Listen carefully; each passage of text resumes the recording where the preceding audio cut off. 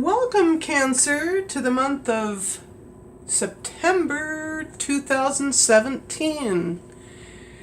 I'm Megan of North Star Astrology, and I'm going to be doing something a bit different this month because I'm having to take care of health concerns as it hurts a great deal to sit for too long. And my knee, I've been told, is arthritic, which really sucks because I need to be able to get my dog out for a walk, but I'm having to be laid up and put ice packs on it, and I'm going to be doing something that I never thought I'd be able to do, and that's go vegan and try to reverse this process. So with that said, and I'm telling you, it's delicious not eating a whole bunch of, I don't know, acidic foods, I guess you will. Okay, anyway, let's get to you, Cancer. Cancer, the light within the form. You are the light within the form. This is the diffused light of substance itself, the dark light of matter. It is the light awaiting the stimulation coming from the soul light. And your rays of manifestation are the 3rd and 7th. And your planetary rulers and their rays, here is the personality-centered rulers, the moon, and the 4th ray. On the soul-centered level, it is Neptune and the 6th ray, which kind of looks like a clover. Excuse me. The progression of the signs through the zodiac is actually a representation of the scheme for the evolution of the incarnating human being. The first 3 signs are the most subjective in nature. Aries, the fiery urge to be, the birth of the seed for incarnation on the mental plane. Taurus, the response to this outpouring through Aries, the solidification of the urge to take form manifesting on the emotional plane as the desire to be. Gemini, the movement of interchange between cause and effect, mind and emotion, primal beingness and its response, the activity of the vital life force. And finally, you, Cancer. Cancer can be seen as the resulting synthesis of these 3 previous stages of unfoldment. Of course, you're not the final, but I mean, it was just pointing out the first previous 3 signs. It is the integrating culmination for this expression of the urge to incarnate, not just as mind or desire or movement, but in an actual form containing all 3. Cancer is known in the ancient wisdom teachings as the gate in, the place where a physical incarnation is taken for the first time. This should not be mistakenly construed to mean that every person born with Cancer rising or a Cancer sun is incarnating for the first time on Earth. There are many cycles of incarnation, many turnings of the wheel, many mountings on and off the various crosses. It is rather that an incarnation in Cancer indicates that this is the first cohesive anchoring of the soul in a physical body for a particular cycle of unfoldment.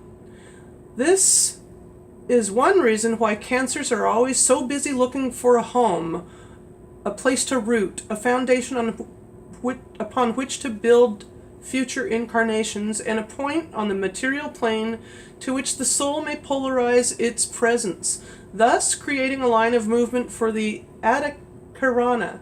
Likewise, an incarnation in Aries reveals the sowing of seeds on the mental plane that will be the atomic nuclei for future incarnations of that individual. Or, if the Aries is a more evolved, highly evolved being, His seeds will be sown for collective impregnation on the mental plane of future generations. Cancer is a watery sign, but the crab inhabits both land and sea. It comes forth from the collective matrix of the ocean, gains its nourishment from her plants and creatures, yet keeps a strong relationship to the sandy beach.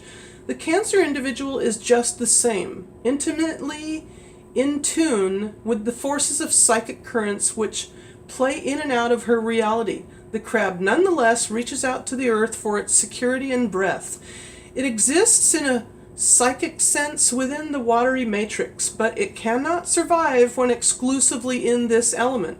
It can be nourished and protected by water, but it cannot evolve if continually submerged within the ocean's waves.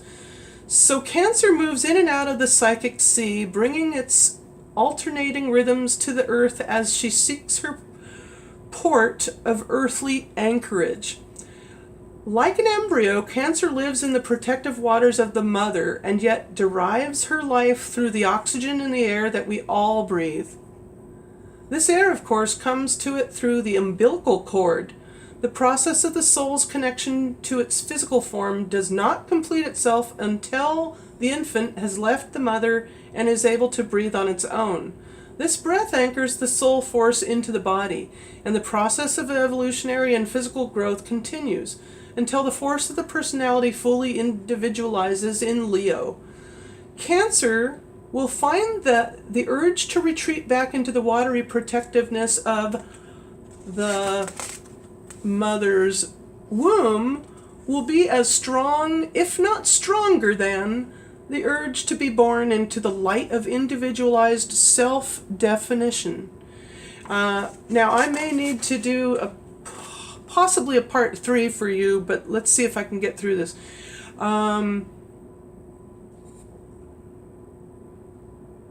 Because the reason for that is because I want to make sure that I get everything of importance said to you or relayed to you.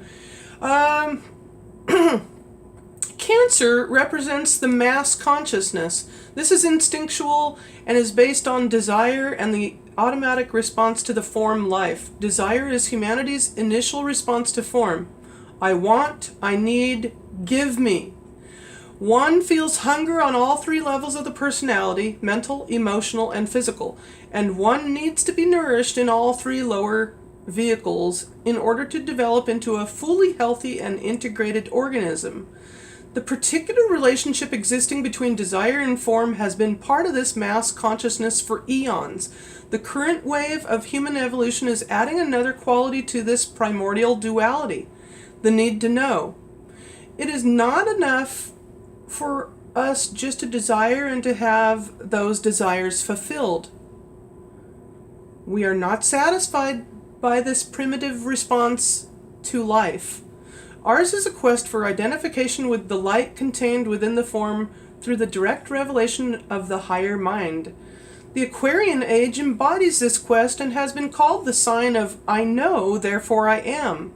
For centuries, the mandate and the promise for humanity in the Aquarian age is the transformation of mass consciousness into group consciousness.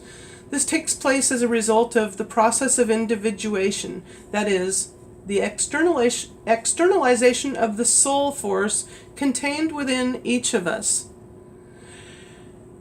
Now, I will have to stop there because I only have a short amount of time to finish up before part 2. But part 2, I'm going to be going over the crosses of the personality-centered individual, the soul,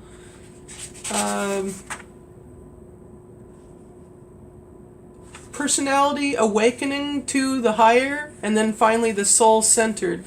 So I can't wait to share that with you, Cancer, and thank you for listening, and good luck, and have a fantastic September.